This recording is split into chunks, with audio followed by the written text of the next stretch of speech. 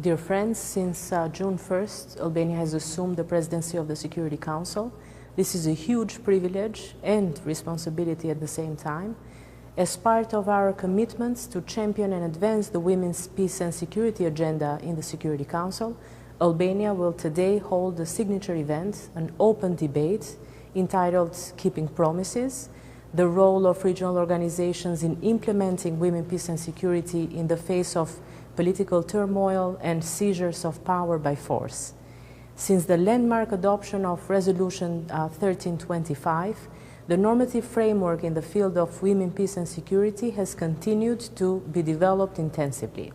However, despite almost 2 decades of policy development, the same cannot be said about its implementation.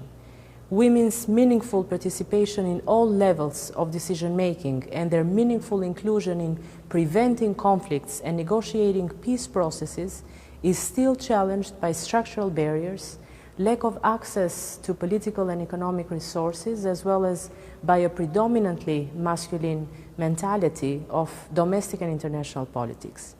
Recent events in various parts of the world, in Ukraine, Afghanistan, Sudan, Myanmar, Mali, Ethiopia, and many others, have not just threatened the fragile gains of the women, peace and security agenda, but also the lives and work of women peace builders and women rights defenders as well.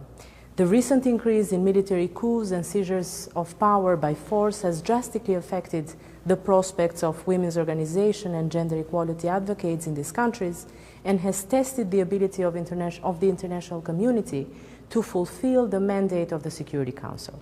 A better coordination and a closer cooperation between the Security Council and regional and sub-regional organizations can make a significant difference on the ground.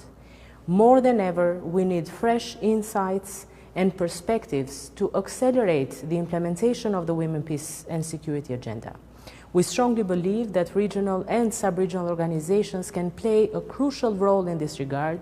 especially during these turbulent times. This is what we will try to achieve during this open debate, to identify persistent shortfalls in implementing the normative framework on women, peace and security in the context marked by a recent military coup or seizure of power by force, and to share best practices and ideas on ways that the Security Council or regional organizations can protect and further advance this agenda in such situations, including the support of the work of women peace builders and civil society organizations, and make gender analysis central to our prevention and response strategies. Together, we can achieve much more and keep the promises made to our people, and especially to the women and girls around the world.